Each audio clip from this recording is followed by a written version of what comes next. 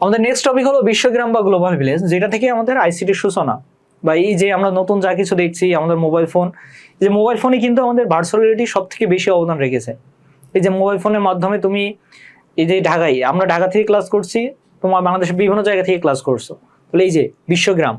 সাধারণত এই ক্লাস করতে হলে আমরা কি জানতাম, বা আজ থেকে তোমার মা বাবারা যখন ক্লাস করছে বা তোমার চাচা চাচিরা মানে যারা বয়স্ক আছে মোটামুটি মধ্যবয়সী বা যুবক বয়সী 30 বছর বা 25 বছর বয়স, তারা যখন স্কুল কলেজে পড়েছে, ক্লাস মানে ক্লাসে যেই ক্লাস করতে হবে, মোবাইলেও ক্লাস বলে কোনো অপশন নাই, কোচিং বলেও কোনো অপশন নাই অনলাইনে। এই যে সেটা ছিল তোমার বিশ্বগ্রামের আগের ঘটনা। এই যে বিশ্বগ্রাম হওয়ার ফলাফলটা কি, তুমি বাসায় বসে ক্লাসটা করতে পারছো, অর্থাৎ দূরত্বটা কমিয়ে নিয়ে আসছে। এটাই হলো আমাদের বিশ্বগ্রাম। দেখো এটাকে যদি আমরা সংজ্ঞায়িত করি তাহলে আমরা বলছি যে তথ্য যোগাযোগ প্রযুক্তি নির্ভর করে আমাদের যে বিশ্বকে বিশ্বগ্রাম বলা হচ্ছে। দেখো মেইনলি হলো তথ্য যোগাযোগ প্রযুক্তি নির্ভর বিশ্ব। এই যে যা কিছু করা হচ্ছে সবকিছু কিন্তু তথ্য প্রযুক্তির উপর ভিত্তি করে। এবার এটাকে যদি আমরা একটু ভেঙে লিখি তাহলে যেটা আসে যে পৃথিবীর সকল মানুষ একটি একক সমাজের ন্যায় বসবাস করবে এবং তথ্য প্রযুক্তি ব্যবহারের মাধ্যমে একে অপরের সাথে যোগাযোগ ও সেবা প্রদান করবে। এই যে তোমরা যে কমেন্টগুলো করছো এটা হচ্ছে যোগাযোগ, এবং আমি যে তোমাদের শেখাচ্ছি এটা হলো সেবা প্রদান। তাহলে যোগাযোগও করছো, সেবাও নিচ্ছ, সব মিলিয়ে আমাদের তথ্য যোগাযোগ প্রযুক্তির বিশ্বগ্রাম বা গ্লোবাল ভিলেজ। দেখো সবকিছু বাস্তবেই আছে, তোমাকে জাস্ট কোনটা কি সেটা ব্রেন ধরে নিতে হবে। খাতে যখন লিখবা যা বুঝেছো তাই লিখবা, বইতে যেটা লেখা আছে ওইটাই সেম টু সেম লেখা লাগবে এমন না। তুমি তথ্যগুলো ঠিক রাখো এবং যেটার নাম যেটা সেটা লিখবা, যেটা বিশ্বগ্রাম সেটা বিশ্বগ্রাম লিখবা, যেটা গ্লোবাল ভিলেজ বাংলা ইংলিশ তুমি ইংলিশ লিখলে, কিন্তু একটা ধারা মেনটেন করবা। এখন দেখো এই যে আমরা যে বিশ্বগ্রাম নিয়ে এত আলোচনা করছি, এই বিশ্বগ্রামের জনককে, যার পর থেকে আমাদের তথ্য প্রযুক্তি এত ডেভেলপ হয়েছে, তার নাম হলো দার্শনিক মার্শাল ম্যাকলুহান। ইনি সর্বপ্রথম এই যে আমাদের বিশ্বগ্রাম বা গ্লোবাল ভিলেজ, যাতে মানুষ এভাবে আসতে পারে, এভাবে তোমার যোগাযোগ করতে পারে, দেখো এটা 1962 সালে তিনি এই ধারণাটা নিয়ে আসছেন। আর সেই সুবিধা পাচ্ছি আমরা বাংলাদেশে এসে মেবি 2012-13 সালের পর থেকে তোমার এই ব্যবস্থাটা চালু হয়েছে, তার আগে ছিল না। তাহলে ওদিকে তোমার 38 বছর আর এদিকে প্রায় 12-13 বছর, তাহলে অলমোস্ট তোমার 50 বছর পরে আমরা এই সুবিধাটা পাচ্ছি, যেটা 1962 সালে আবিষ্কার হয়েছে। দেখো এই 1962 সালে তিনি সর্বপ্রথম এই বিশ্বগ্রামের ধারণাটা নিয়ে আসেন। তোমাদের বইয়ে অনেক সুন্দর একটা ছবি দেওয়া আছে, দেখো এখানে আরো একটা ছবি দিয়ে দিলাম তোমাদের। দেখো ছবিটা লক্ষ্য করো, তার পিছনে কিছু টেলিফোন দেওয়া আছে এবং তিনি এটা নিয়ে গবেষণা করছেন। তার সামনে অনেকগুলো বই আছে। অর্থাৎ এই যে যারা এগুলো আবিষ্কার করে তারা মূলত যখন এগুলো আবিষ্কারের ভিতরে থাকে তারা সময় গবেষণার ভিতরে থাকে। এমনকি সে ছবিটা যখন তুলেছে তখন সে কোনো একটা গবেষণার ভিতরে ছিল। ওকে, এটা তোমাদের বইয়ে দেখবে, একটা সুন্দর ছবি দেওয়া আছে। বইয়ের ছবিটা অবশ্যই একটু বিশ্রী, এটা অনেক সুন্দর আছে, দেখে নাও ভালো করে। আচ্ছা, তাহলে এরপরে দেখো এই যে আমরা যে বিশ্বগ্রাম পড়লাম, বিশ্বগ্রামের কি কি সুবিধা আছে।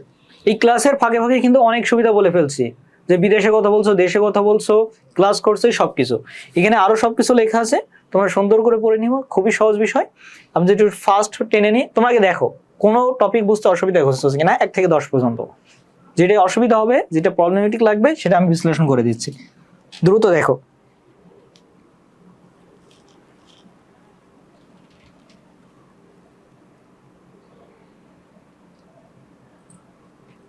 আচ্ছা আমি একটু ফার্স্ট রিভিউ করে দিই তোমাদের, তাহলে সমস্যা হবে না। প্রথমে বলা হচ্ছে যে নিরাপদ এবং দ্রুত যোগাযোগ ব্যবস্থা। এই যে আমাদের ইমেইল, ফ্যাক্স, হোয়াটসঅ্যাপ এগুলোর মাধ্যমে আমরা এটা করতে পারছি। তারপর হচ্ছে তথ্যের ব্যাপক উৎস সৃষ্টি হয়েছে। এই যে তোমাদের চ্যাট জিপিটি, এই যে গুগল, উইকিপিডিয়া এগুলোর মাধ্যমে কিন্তু তথ্যের উৎস সৃষ্টি হয়েছে, তুমি যে কোনো তথ্য এখান থেকে নিতে পারছো। এরপরে বলা হচ্ছে প্রযুক্তি গ্রহণ ও ব্যবহারের ক্ষেত্রে মানুষের সক্ষমতা বৃদ্ধি পেয়েছে।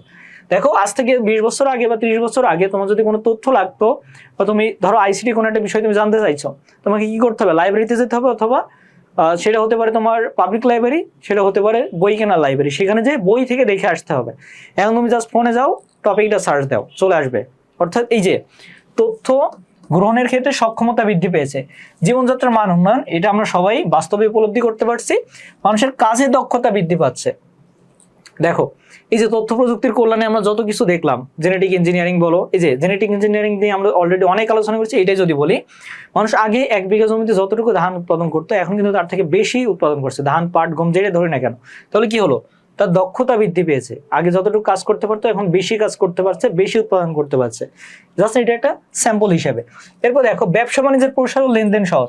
এই যে এখন তোমার গুগল পে, বিকাশ, নগদ এগুলোর মাধ্যমে তুমি সহজে পেমেন্ট করতে পারছো। আগে ক্যাশ ছাড়া পেমেন্ট করার সুযোগ ছিল। এইটা ধরো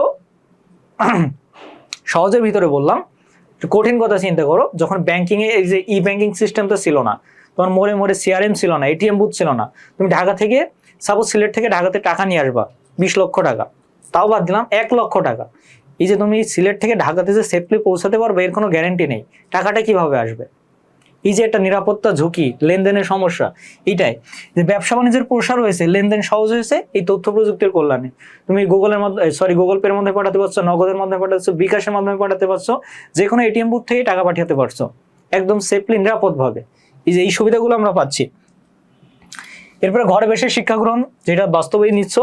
এরপর হচ্ছে ঘরে বসে উন্নত স্বাস্থ্য ও চিকিৎসা সেবা, এটা আমাদের দেশে এখনো পুরোপুরি বাস্তবায়ন হয়ে পারে নাই ঘরে বসে চিকিৎসা সেবার বিষয়টা, কারণ আমাদের দেশের চিকিৎসকের খুবই স্বল্প, প্রতি 1000 জন রোগীর জন্য অনলি 4 জন চিকিৎসক আছে, মানে মাত্রাটা খুবই কম, আরো কম। এরপর দেখো অনলাইনে বিভিন্ন প্ল্যাটফর্মে লেখালেখি করার মাধ্যমে, এই যে তোমরা সোশ্যাল মিডিয়াতে লেখালেখি করছো, তোমরা কি জানো তোমার যদি লেখালেখির হাত ভালো থাকে তুমি যে কোনো নিউজ পেপারে লিখতে পারো, তার জন্য তোমার কোনো এক্সট্রা টাকা দেওয়া লাগবে না, এক্সট্রা পেমেন্ট করা লাগবে না, এক্সট্রা ফিও দেওয়া লাগবে না। তুমি জাস্ট তাদের নির্দিষ্ট ইমেল আছে, সেখানে তোমার নাম ঠিকানা তোমার লেখা সহ পাঠিয়ে দিবা। যদি তোমার লেখাটা একদম অরিজিনাল হয়, কোনো কপি কারো কাছ থেকে কপি না করা হয়, দেখবা 1 সপ্তাহের ভিতরে সেটা নিউজ পেপারে চলে আসছে। একদম ইজি বিষয়টা, তোমরা লিখলেই চেষ্টা করলেই পারবা, কিন্তু তোমাকে এটা অনুসন্ধান করতে হবে, জাস্ট সোশ্যাল মিডিয়াতে টাইম স্পেন্ড করলে হবে না, এই বিষয়গুলো দেখতে হবে। এটা নিউজ পেপারে তোমার লেখা পাবলিশ হওয়া মানে তোমার জন্য বিষয়টা কত গৌরবের, বুঝতে পারছো? অনেক বেশি গৌরবে। তোমার ছবি সহ ছাপানো হবে, শুধু তোমার নাম না, তোমার ছবি সহ ছাপানো হবে যে এই ব্যক্তি এই জেলার এই নামে এই লেখাটা দিয়েছে। এরপর দেখো 10 বিশ্বব্যাপী কর্মসংস্থানের ব্যাপক সুযোগ সৃষ্টি হয়েছে। দেখো আমরা যে অনলাইন ফ্রিল্যান্সিং সম্বন্ধে যেগুলো জানি এগুলো হলো কর্মসংস্থান। এরপর